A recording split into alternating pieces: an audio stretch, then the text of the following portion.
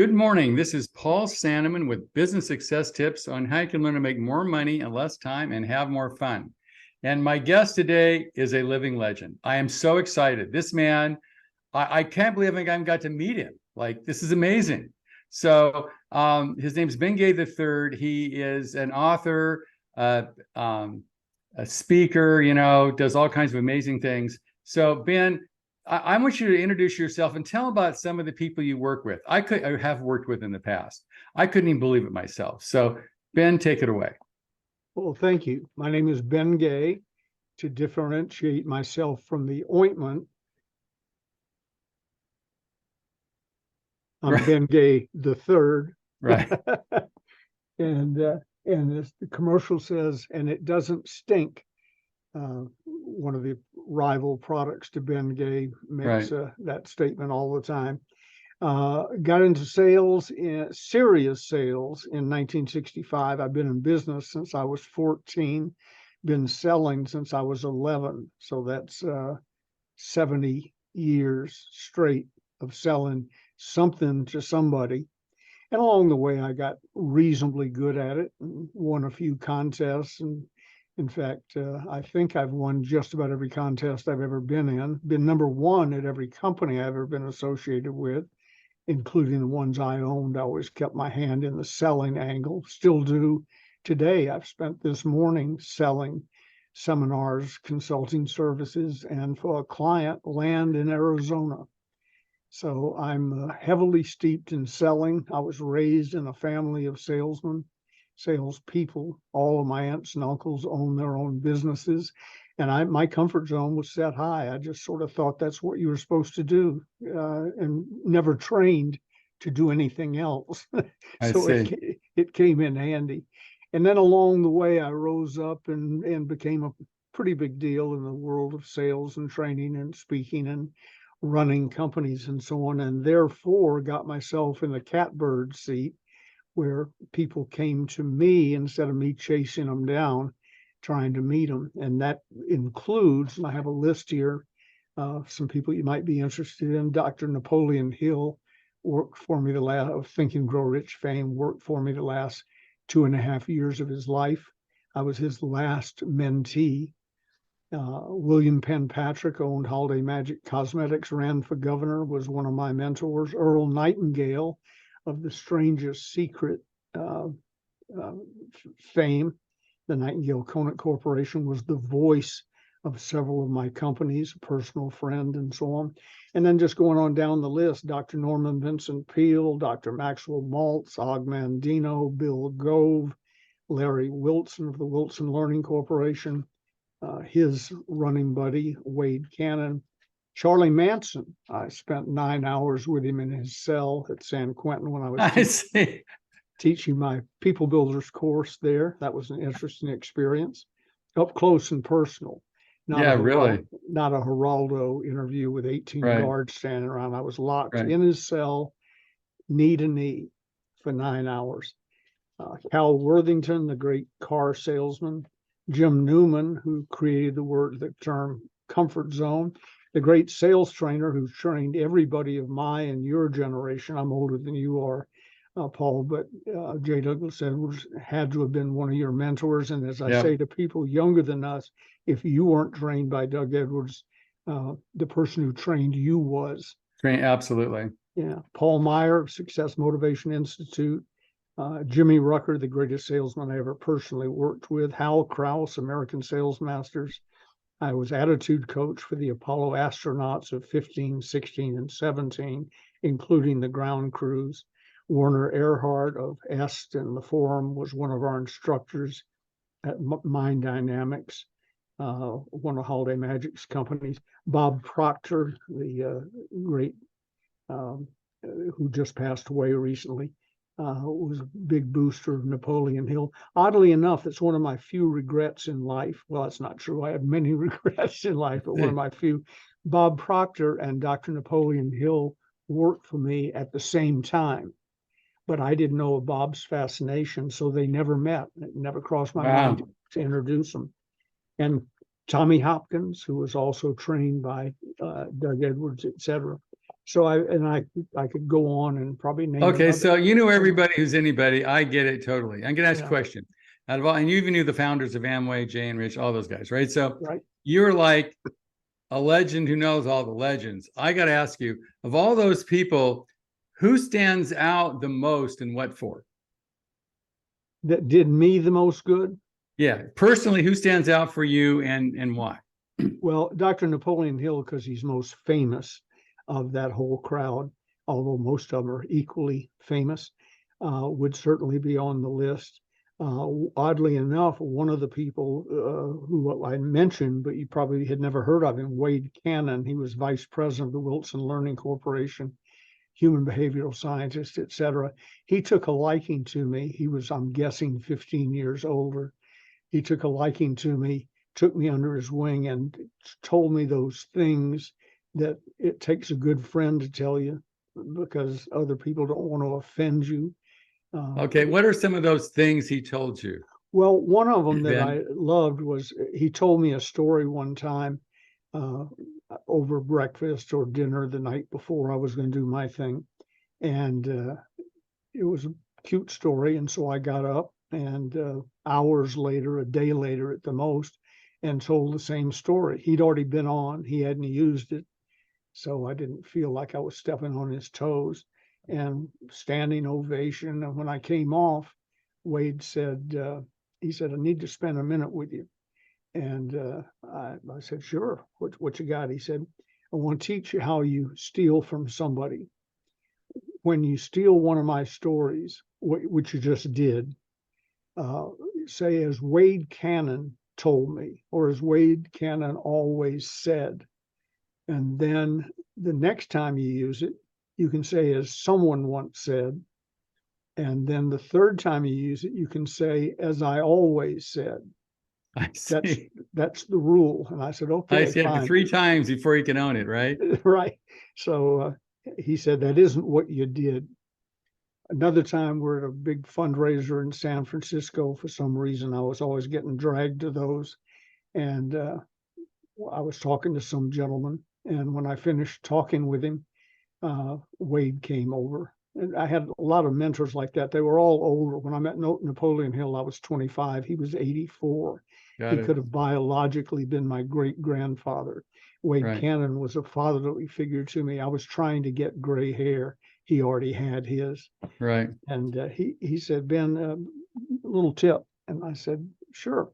He said, if you're talking to I forget it was Pulitzer or Nobel, but he said, if you're talking to, let's say Nobel, if you're talking to a Nobel Prize winner about some subject in which he won the Nobel Prize, you might want to ask more questions instead of just talking. I said, that's a good tip. He said, it's too late. I just spent a half an hour lecturing a Nobel Prize winner on some subject that I probably knew very little about. Did he have a Nobel Prize and you tried to be smart, right? And I was telling him what he needed to know about that particular subject. I see. So I felt he needed to know it, I guess. So things like that. Funny thing that happened to Wade, because of my work at San Quentin and later at Lompoc, the federal place, I knew a lot of interesting. These are those prisons for our listeners, in case they're familiar with that. Yeah. I met some interesting people, including a gentleman who, when I first got to San Quentin, I couldn't meet him. He was on death row. Then he got his sentence altered to life without possibility parole. Then he got that altered to life. In the meantime, I was mentoring him about life and how to do that.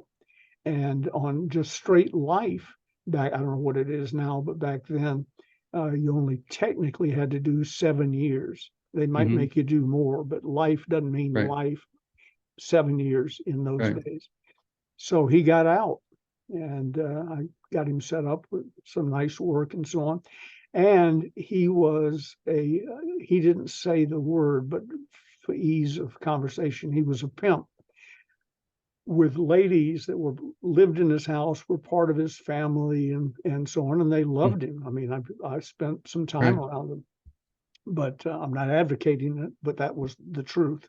Right. So one day we're at a restaurant with Wade Cannon and his wife, Barbara, who was the head of training for American Airlines.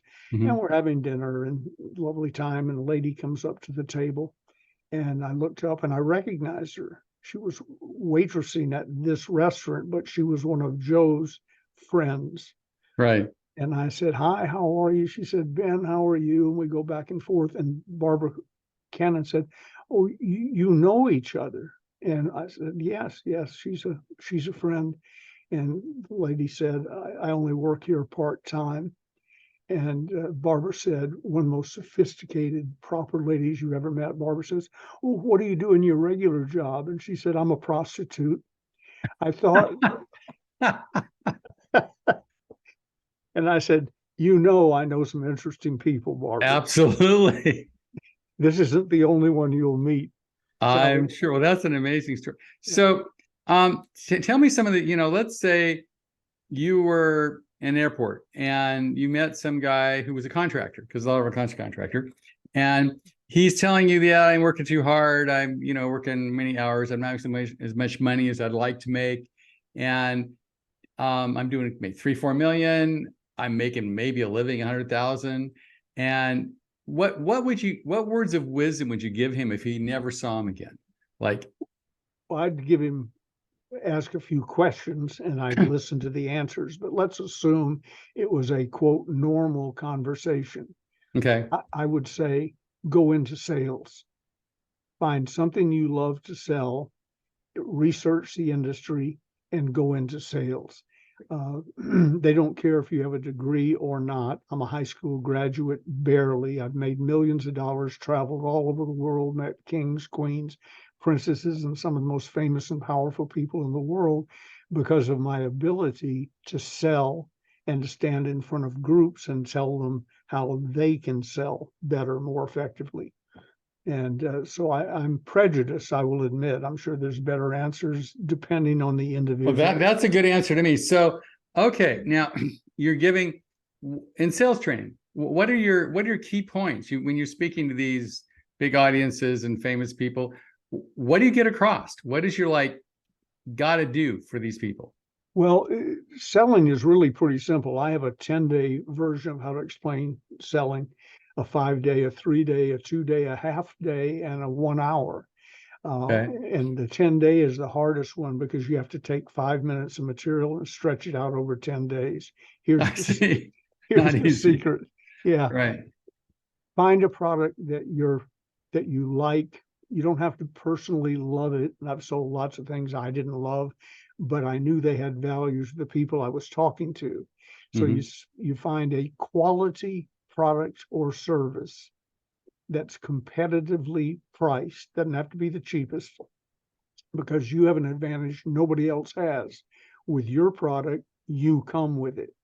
When Got it. I've been asked many times, well, why should I pay you this and them this, and them is less expensive? And I say, because with me, you get me, Ben Gay the third. You get my Right. private cell phone number. If something goes wrong, you're not sent off into the wilderness and so on. You call me and I'll get it fixed for you. So that's a major difference. And I researched this industry before I joined it, and I researched this company before I joined it. You're about to make a purchase. I made a career out of it, so you can trust me. Competitively priced, and you spend your days talking to people qualified to buy it. Qualified can be financially, religiously, geographically, whatever, but qualified to buy the product. Many salespeople spend their days talking to people who can't buy, won't buy, whatever. It's not even an objection, it's a condition. And that condition is very hard to overcome, almost impossible to overcome. So I would do all of those things while becoming a person of class, quality, and substance. Okay, let me back up. Explain how you become a person of class, quality, and substance. You study those people who are and act accordingly. Oversimplified. I was raised 2 blocks out the front gate of East Lake Country Club, Bobby Jones' home course in Atlanta.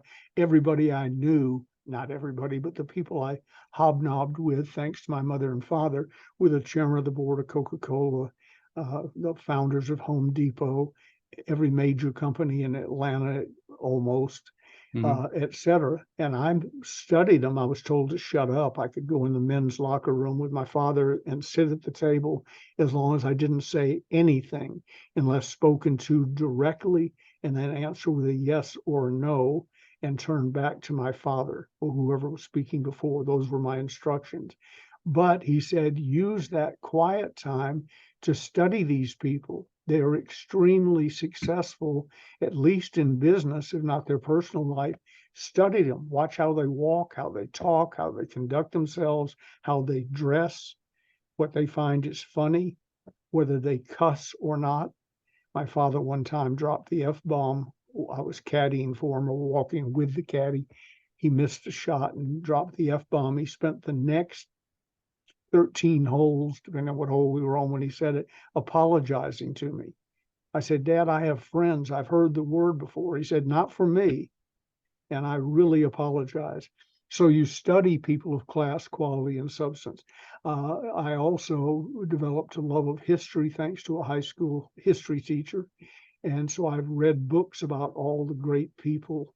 No, that's not true. Many of the great people. The great Here's people, something right? I discovered in those books. Somewhere in every book that I've read about a famous, successful person, business, politics, whatever, you'll find a sentence by the author or quoting somebody else or whatever, something of this nature. When I was with him or her, I felt as if I were the most important person in the world. Mary Kay had a version of that. She said, picture everyone, Mary Kay Ash, Mary Kay Cosmetics, picture every person you meet with a sign around their neck that said, make me feel important. And then one day, while reading about all those great people, I read a book about Nelson Mandela, in which it said, not only when you're with him, you feel as if, but also they said he was a great speaker. He certainly had personal strength, spent 20 years or whatever it was in a jail cell, and so on. But what he was most effective for, and he said it himself, was that he became a dynamic listener. So if you and I spend time together over dinner or what have you, sometimes people get a little unnerved because I stare them right in the eye and I listen. I'm really interested and I listen. And if I'm selling something to you, I'm listening because part of the conversation will be about the product or service we're talking about. And you will tell me what you want, what you're willing to pay for it, the conditions under which you'll buy it, and so on. Instead of me jabbering on about it has 2 flivvers and a douflachi and all the Right. features, I listen. And as I said, sometimes I've had people stop and say, are you okay? And I said, no, I'm doing a strange thing that people probably don't do to you very often. I'm listening. So how would you define, we'll call it active listening? I've heard that term before, and I've obviously studied it. So 2 questions for you. One is, if you don't happen to be boring in the country club, your parents aren't the right parents, so you don't know those people, how do you get that same information without personally being acquainted with people of substance? One, get acquainted with people of substance. Some of the most interesting people, I just read you a list of Right. probably 5% of the people I know whose names you would know. It wasn't accidental that I met them. I love interesting people. And I see if there's somebody wearing a unicorn hat in a room, I'll be talking to them in a few minutes because I want to know why they're doing it, what drove them to it. Sally Stanford, the famous San Francisco madam, later the mayor of Sausalito and the owner of the Valhalla restaurant.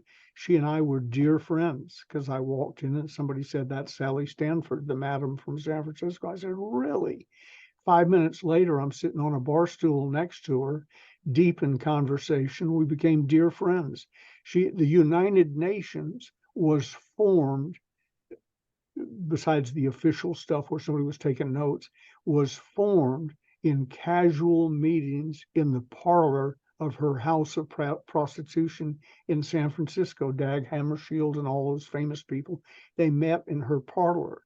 So if you want to know how the United Nations was formed and who said what, you meet somebody like Sally Stanford, you ask questions and you listen.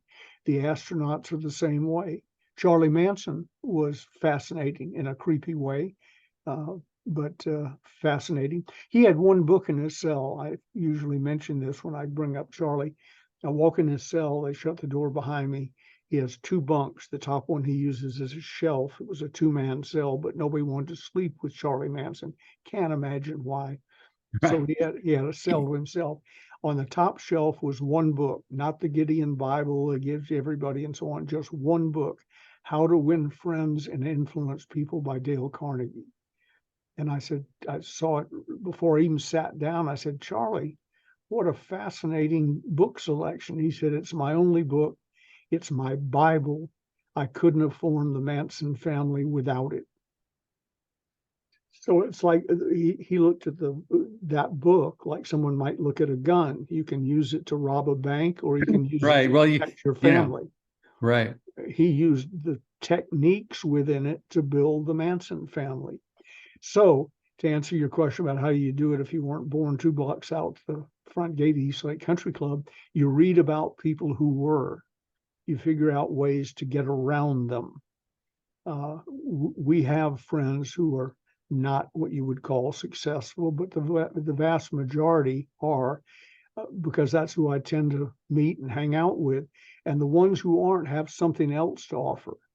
I had a dear friend named Jay Maxwell. He had a 3rd grade education, was a pig farmer, and owned the property next to the first piece of property I bought when we moved up here to the Placerville, California area.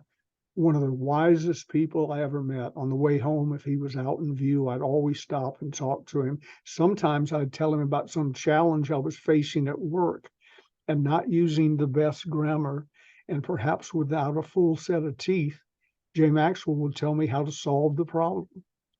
So you look for interesting people, you go out of your way to meet them. When you meet them, you ask them questions, you get permission to ask questions, then you ask questions, then you listen. And everybody else they're in books. Dottie Walters used to be a big deal in the speaking business. She referred to people in books as her mentors, like she knew them. And it dawned on me after a while, she was talking about Benjamin Franklin and Thomas Jefferson and maybe Og Mandino. But she read the books, sucked out of the books what she needed. And now with video and the internet, everything is available to you. You can pick up Right. your phone and find anything. Teachers in school, when I would trying to find shortcuts around an algebraic problem, would sneak a little primitive calculator in the room. They'd say, well, you're not always going to have a calculator with you. Well, that's not true. That's true. That's true. I have an I know. encyclopedia, a calculator. That's true. I was listening to Sadhguru, and he says, the advantage of AI and all this technology is you don't have to occupy your brain the stuff that doesn't matter, right? Yep. You can focus on things that do. You don't have to worry about measuring calculus or any useless information you can look up on here and you're done, right? Yeah. Einstein, supposedly, I wasn't there, supposedly was talking to somebody one day, and they said, I forget how many feet in a mile, Dr. Einstein. He says, I don't know. He said, that's why I got all these books. And he pointed to books. But if he needed to know how many feet in a mile, he'd look it up. Right. Well, I'm feeling good about this thing because I got to you. I'm already succeeding, right? These podcasts are awesome. I get to meet some amazing people. That is neat, isn't it? And so, okay, so keep giving me this good information. What else, our average guy listening to this is probably contractor, probably guy, not girl, probably, I don't know, 35, 40-ish, making 100 grand a year and sort of stuck in his business because he can't find the right people. He can't find the right clients.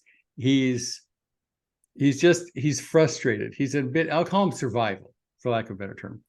And some of economic and social survival and just trying to get by. What should that guy or woman do to get out of the survival? Decide what you want, the end goal. When I write a book, I've written 35 of them, I think. The first thing I write is the last sentence in the book. And then my English teacher in high school, Ms. Griffin, told me, you do that, and then you use that as your North Star. The first sentence in the first chapter of the book, its goal is to get you logically to the last sentence in the book. It becomes your Right. North Star. So I would say to the person you're talking about, sit down quietly, maybe go away somewhere for the weekend, maybe by yourself, and take with you one of the great secrets of life. Dr. Hill taught me these. A legal A pad, and yellow maybe pad. a yellow pad. You know, I can relate. Take a yellow pad with you and a pen for each one clipped to it, and start writing things down. I have those all over the house. They're in the bathroom, they're besides my bedroom, they're on each of my two desks, they're in the car, they're in the shipping department. Anywhere I'm likely to be, they're in the kitchen, one.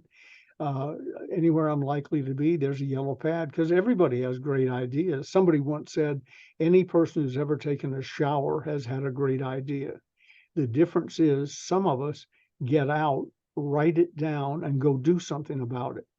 And Right. if you write it down, that's a big help on the way. I had, I don't think I have it. I think most of them have been delegated or used, but I had, when I came up to the office this morning, I probably had, I'm guessing, 12 new ideas that came to me between 9 o'clock last night when I got in bed and 4:30 when I got up this morning. And by the way, there's another secret: adjust your time so that you're up early and at 'em. I get up at 4:30, no alarm. I just wake up, give or take a minute or two at 4:30, say my prayers, check my memo pad. I already have on the bathroom mirror the notes. Today, for instance, on the bathroom mirror was this call. Paul's show at 11 o'clock Pacific time. So when I'm getting up and brushing my teeth and wandering around, I don't forget. I don't have to go to the office. I don't have to phone anybody. If it's time sensitive, it's on one of those sheets of paper, scotch taped to my bathroom mirror. So if you came in our house, you might think I'm a little nuts. There's no. And this works with or without a cell phone, right? I mean, you got a smartphone, but this is better. Yeah, I don't use the phone for that. I used to have one of those little cassette recorders about the size of a phone. Right. It had a little bitty cassette in it, and you could just pick it up without looking and go put notes in it. They don't make those cassettes anymore. I don't think they make the recorders anymore, but if I had mine, they don't make the cassettes for them. I actually preferred that. But because I could carry it with me everywhere, didn't have to even glance to see what the notepad was. But that's one of the things Dr. Hill told me, was telling me something, and he gave me some lesson. I forget what it was. And I said, okay, that's good. And he said, write it down. I said, no, I'll remember. He said, no, you won't. Write it down. So I looked around for a scrap piece of paper. He said, you don't have a memo pad on your desk? I said, well, no, I've got, pieces of paper. He said, so he buzzed my secretary, or called her. Marty Conley was her name.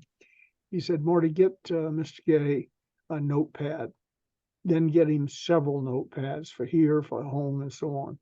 And then one day he said to me, I was given 300 speeches a year, gave 33 speeches in 10 days once in 33 different cities. Wow. So thanks to the magic of the Learjet. Anyway, I'm zooming around doing this, doing that. And one day he said to me, because he'd not had a happy home life. He was divorced 3 times, plus 1 annulment, and he didn't get along with his kids. They either didn't like him or he didn't like, I forget what it was, but problems at home. And he said to me one day,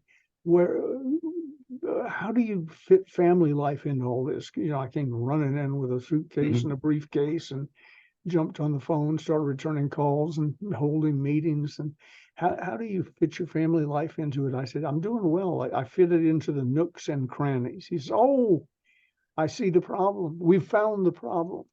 I said, what? He said, I want you to first plan your family life, then fit business into the nooks and crannies. And he said, it'll fit because work not only expands to fit the time allowed, it contracts the time allowed.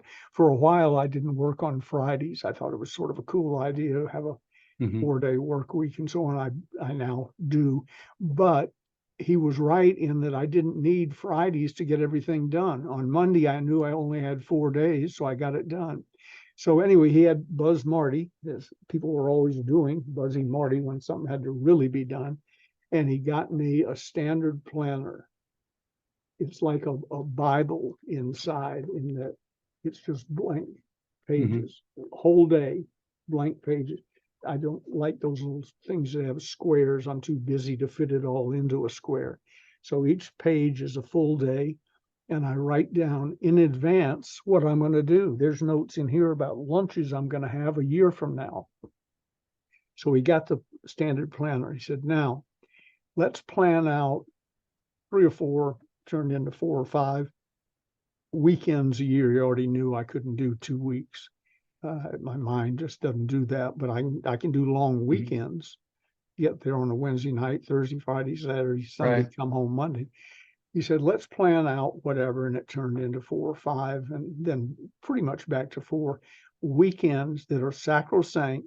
They're not done for anything but being with your wife. And then when young Ben came along with him, and so I wrote them down, picked them out, spread them out evenly over the year. Right. He said, now get your yellow highlighter pen. Well, guess what? I didn't have a yellow highlighter pen, but now I do. I've got dozens of them. He said, now let's highlight those things. Now, on those days when somebody asks you to come give a speech or travel to Chicago or so, the answer is no. I'm going to be in Mendocino. We tend to go over to the Northern Right. California coast. I'm going to be in Mendocino those days. And Paul, since I've started doing that, I've never broken a single day of that plan. I've never gone, well, just this once, because he warned me, if you do it just this once, you'll do it all the time. So we plan out, other things can pop up. We plan out date nights. We plan out 4 to 5 long weekends a year in advance.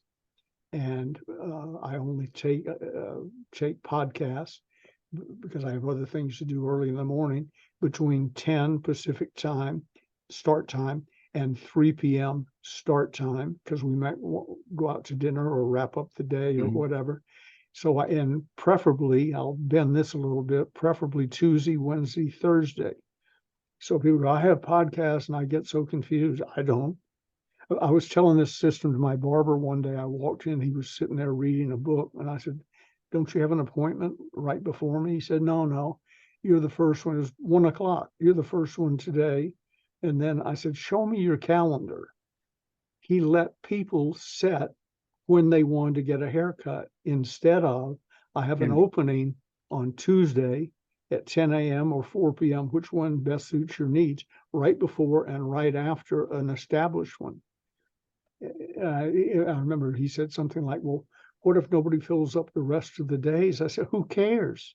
So Ben, I got a question for you. No, I'm totally on, because I get up at 4:30 in the morning. I have, yellow pad, right? I get these flashes from my spirit guides or whoever's talking to me. I don't know, but they give me all this information. Right. I go write it down. And I've got assistance technology. I got all the latest tech, whatever you could possibly have.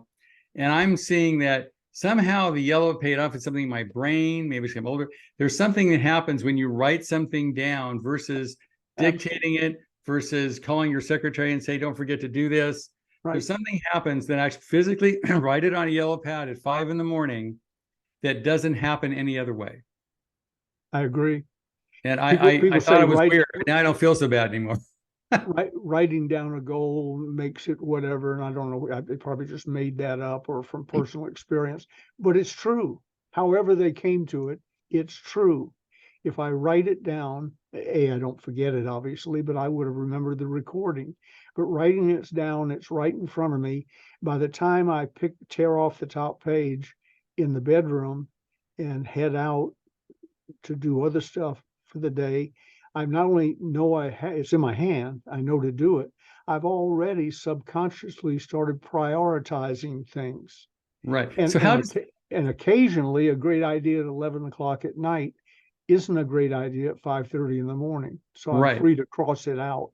So how do you integrate what I call old school, which is a yellow pad. I use it with AI, smartphones, dictating to your phone, having schedule, all this stuff. And I it's don't. getting more every day. I mean, AI literally, you can tell it to do something, say, write a letter for, and it's amazing. And it's accumulating at a quantum level. I mean, it's going to get, quote, not smarter, but be able to do more stuff than humans already can in some cases. So how do you integrate this old school mentality that really works for all these famous people that have made a huge difference on the planet with the technology that now seems to be bombarding us? I don't. Bert Lance, who was finance guy for Jimmy Carter years ago, said, if it ain't broke, don't fix it. Now, I use more technology than I'm probably aware of. For instance, you and I are talking Right. miles It's being apart. recorded on Fathom and all that kind of, yeah, it's all Right, happening as and we it's speak. going Right. into the cloud. And if I go to write somebody a text or email, the computer, I must say the same thing a lot, because the computer is whichever computer I'm using, it has been AI for 20 years. It's always one word ahead of what I Right. need. Because, I have a quote from my father: Ben, you'll worry less of what other people think of you when you realize how infrequently they do think of I you. Right. see. Right. And I go to put that into somebody because I've got a few that are just standard quotes from me on Mhm. certain subjects, and the thing fills it in. So it's one tap per word. So I do Right. use it. I use email extensively. I don't like to go on a treasure hunt to try and find messages. So I tell people, you really want to make sure I get it, send it to me via email to my personal account. That'll work. Right. The rest of it, I may or may not find it.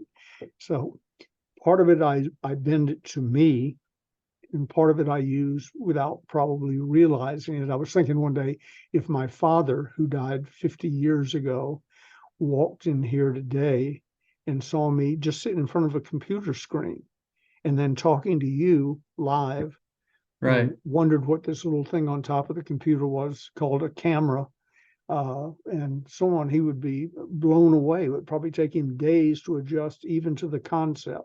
So I repeat, I probably use more of it than I realize, but I'm very happy with my memo pads. I'm very happy with my handwritten calendar. It gives me time to think about things. And I can find something quicker in my calendar if there's more than one subject than you can find on any computer you got.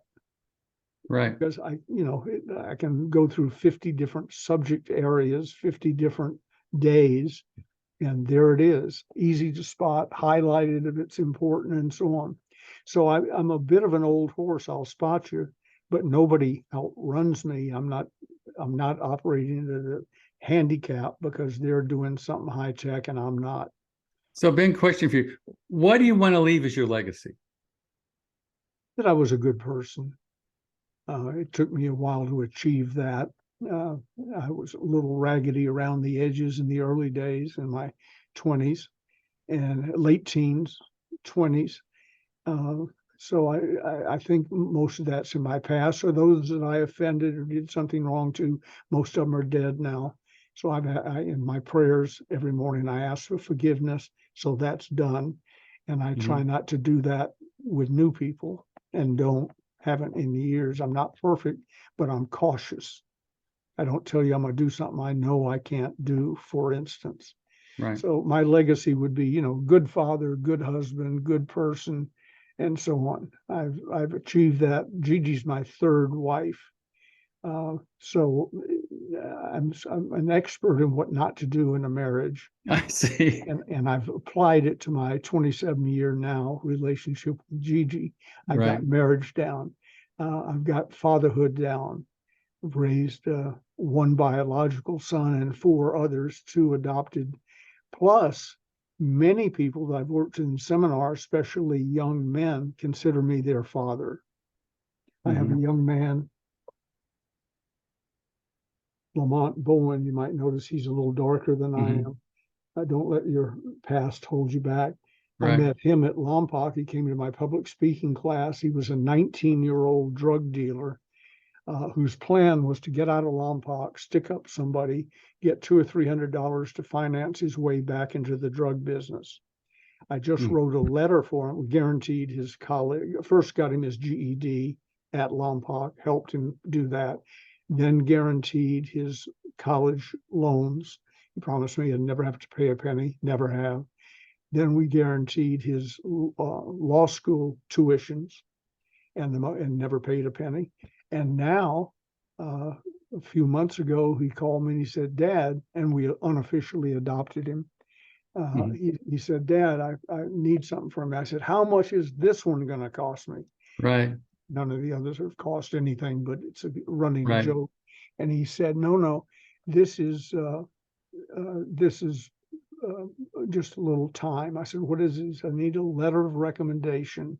I'm being nominated for a federal judgeship in the Wow. new federal youth court. It hasn't started yet, but nevertheless, this is 19-year-old drug dealer with probably a ninth grade education, I'm guessing, to a very successful lawyer traveling all over the world and up for a federal judgeship. There's part of my legacy. Gigi said, well, it's worth all the time you spend at Lompoc, just him. I said, well, that's, I guess. Right. I could That's have done true. it quicker, but yeah. But I have hundreds of stories like that, probably not as dramatic, but hundreds of stories of people who look at me and say, you don't, my favorite starting point to a sentence is somebody comes up to me in an airport and says, you probably don't remember me, but 33 years ago in Dallas, you said, or you made Right. a call for me, or you did this. Right. And I was broke then and I'm rich now, or I was unhappy then. One gentleman, if you've got time for a quick Sure. story, uh, I had a business partner when I started the 800 call center industry with the National Communication Center in 1976. And I had a business partner in that business. He goes out, and we just known each other a few months. He goes out to lunch on some other deal with another guy, and somehow my name came up. And the young man he was talking to dropped his head, he said, almost into his plate, and started crying. And Sam is sitting there thinking, oh my God, who have I gotten in You're totally business pissed with? off. Right. Absolutely. And well, it turned out why he was crying was he called me up. Somebody had told somebody about me, called up from San Francisco, drove over the Golden Gate Bridge to Marin County to my home because I told him he could come over, Mm. and had a little chat with him about a business idea he had and what a winner he was because I felt it over the phone. Mhm. In person, I could see it. Mhm. He said, what Mr. Gay didn't know was I had already written my suicide note. I had all of my important belongings stacked up in the back seat of the car where they could be easily found. And after he finished his little rah-rah meeting with me, I was going to drive back over the Golden Gate Bridge, mid-span, stop, and go over the railing. And instead, I drove back home after that meeting, started this business, and have done very well ever since. So, Wow. what's my legacy? That guy, Lamont That's amazing. Bowling. So your legacy is the lives you've influenced, which is pretty hard to measure. It's amazing. Probably, yeah. That's awesome. So one parting question for you, Ben. If you have something, the words of wisdom from a man who's been there, done it, knows all the famous people and all that stuff, which I'm incredibly impressed, but it's amazing. As the words of wisdom from one of a lot of people's mentors, if you were going to tell this audience and say, well, if you remember one thing, just one thing that could change your life, what would that be? In my case, because I was a party guy, I was voted wittiest in my senior year in high school. I was so witty, I got thrown out. It took me 3 attempts to get into a school that would let me graduate. So, because I was really funny. So, what I would do in my personal case is I would get serious sooner. People say, well, you were president of an international company at 25. I said, I could have been president of the company at 20. I already knew everything I knew. I just spent my time drinking beer So and when you say chasing get girls. serious sooner, what does getting serious mean? It means start reading the good books, start going to the good seminars, start listening to the right people and associating with them, and spend far less time drinking beer and chasing girls. Got it. That's good advice. Okay. Well, thanks, man. It's been awesome. I appreciate it. I'd love to have you back. And if people want to get in touch with you, and then, and you're still available, right? You're still talking to people. Absolutely. It's amazing. Get this man, get him soon. So, how can people reach you? Well, if they want to just reach me, send me an email. B as in boy, F as in Frank, G as in gay, the number 3, BFG3 at DirectCon, short for Direct Connect, DirectCon.net. And if you want to start on the famous Closers series, I've got a place where they get low pricing and free shipping. It's one of my competitors, but a friendly competitor.